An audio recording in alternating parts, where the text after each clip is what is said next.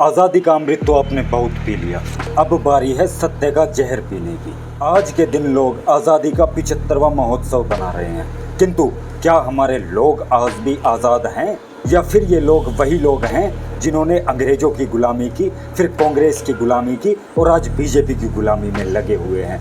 कैसे समझूं मैं इन लोगों को आज़ाद? आज भी देश को आज़ाद हुए 75 साल हो गए, लेकिन मुझे तो किसी भी एंगल से नहीं लगता कि ये लोग आज भी आज़ाद हैं। जैसे कि कल एक हिंदुइज्म एंड साइंस पेज ने एक वीडियो अपलोड की, जो कि धार्मिक चीज़ें डालने वाला इंस्टाग्राम पर लगभग सबसे बड़ा पेज है, और उसने काशी कॉरिडोर के अंदर बनी एक भारत माता की मूर्ति का वीडियो डाला, जिनके हाथ में तिरंगा लहरा रहा था।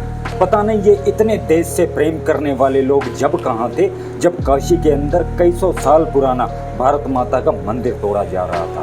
भारत माता मंदिर जो बगल में आपको दिखाई पड़ रहे हैं, भारत माता के सिर्फ जो है मूर्ति बची है, जी। मंदिर तोड़ दिया गया है टीन के नीचे, और ये व्यास जी द्वारा जो है स्थापित जो है 5000 वर्ष पुराना जो है ये भारत माता का मंदिर है, जो भारत का पहला मंदिर है, और इसको मोदी जी ने तोड़वाया है। इसी के बगल में जो ये आप फर्श देख रहे हैं चबूतरा, इस चबूतरे पर सी के 35/5 गोविंद महादेव का मंदिर था, जो यहाँ पर समाप्त करके चबूतरा बना दिया गया। देख लीजिए और यहाँ से सारे शिवलिंग जो है समाप्त कर दिए गए। और आज ये लोग ये दिखाने की कोशिश कर रहे हैं कि ये देश से प्रेम करते हैं, ये भारत माँ से प्रेम करते हैं और ये लोग आज़ाद हैं। कैसे आज़ाद समझूं मैं इन लोगों को, जब कहीं पर भी हमारे धर्म के साथ कोई गलत कार्य होता है और इन लोगों से बोला जाए कि धर्म के लिए आवाज़ उठाओ, तो लोग ये बोलकर नकार देते हैं कि हमारे पेजों को बीजेपी के नेता देखते हैं। यानी कि इन चीज़ों से स्पष्ट हो जाता है कि ये आज़ादी का महोत्सव तो बना रहे हैं, लेकिन आज भी ये लोग उन नेताओं के गुलाम हैं जो हमारे धर्म पर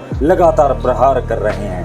और ऐसे चमकदारी चिंटुओं में इतनी तक अकल नहीं कि जब बीजेपी के नेता इनके पेजों को देखते हैं, जब आप उनके कुकर्मों को अपनी आईडियों पर डालोगे और ये बीजेपी के नेता ऐसे कुकर्मों को देखेंगे, तो इन्हें कम से कम शर्म आएगी और इन्हें पता चलेगा जिस हिंदुत्व की चादर ये ओढ़कर बैठे हुए हैं, उस हिंदुत्व की आड़ में ये हमारे धर्म को कितना खोखला बना रहे हैं। और ऐसे चमकदारी चिंटू हमें आकर ज्ञान देते हैं देशभक्ति और धर्म भक्ति को लेकर। और ऐसे चमकदारी चिंटू आज इस हद तक उतर आए हैं कि अपनी देशभक्ति सिद्ध करने के लिए ये भगवानों के अपमान तक करने के लिए पीछे नहीं हट रहे, और ये हमको आकर देशभक्ति का पाठ पढ़ाते हैं। इन चमकधारी चिंटुओं को एक चीज़ बता दो, तुम तो 2 दिन के देशभक्त हो, लेकिन ये जो मेरे हाथ पर लिखा हुआ है ना, ये मेरी किसी गर्लफ्रेंड का नाम नहीं लिखा हुआ, ये लिखा हुआ है आई लव माई देश। और जब तक मैं जीवित रहूँगा ये शब्द मुझको प्रतिदिन, हर एक घंटा, हर एक मिनट, हर एक सेकंड मुझे याद दिलाते रहते हैं कि मुझे अपने देश और अपने भाइयों के साथ कभी गद्दारी नहीं करनी। हम तिरंगे के लिए भी अपने प्राणों को निछावर कर सकते हैं और अपने भगवे के लिए भी, लेकिन कभी भी हम कोई भी कार्य ऐसा नहीं करेंगे जिससे कि हमें अपनी देशभक्ति साबित करने के लिए अपने भगवानों का अपमान करना पड़े।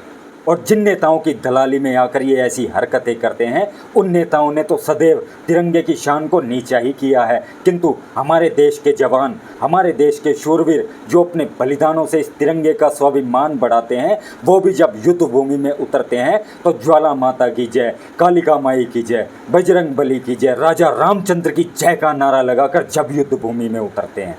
और इन नेताओं का भी आज आपको एक चेहरा दिखा देता हूँ। कश्मीर का एक नौजवान था जो तिरंगे से अपने जूते साफ करता था, बाद में उसने बीजेपी ज्वाइन की और वो भी बन गया देशभक्त। मैं पुलवामा का जिला अध्यक्ष हूँ, मैं सजाद रैना हूँ।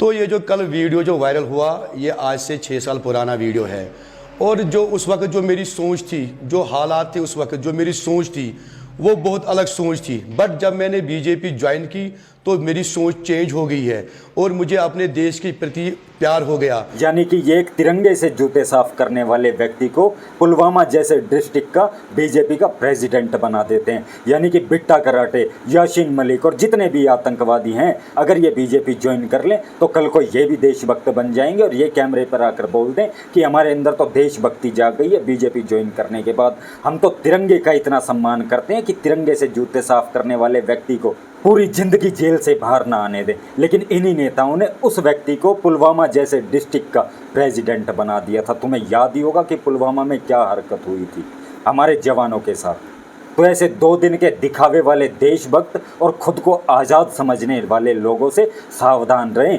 क्योंकि ये खुद तो गुलाम है आज भी उन नेताओं के, और ये आपको भी उसी तरफ लेकर जा रहे हैं। हम तो उस विचारधारा के व्यक्ति हैं जिस विचारधारा के भगत सिंह थे। वो उस समय के सत्ता में बैठे हुए लोगों से लड़ रहे थे, और हम आज के समय में सत्ता में बैठे हुए लोगों से लड़ रहे हैं, अपने धर्म के लिए, अपने सनातनी भाइयों के अधिकारों के लिए और अपने देश के लिए।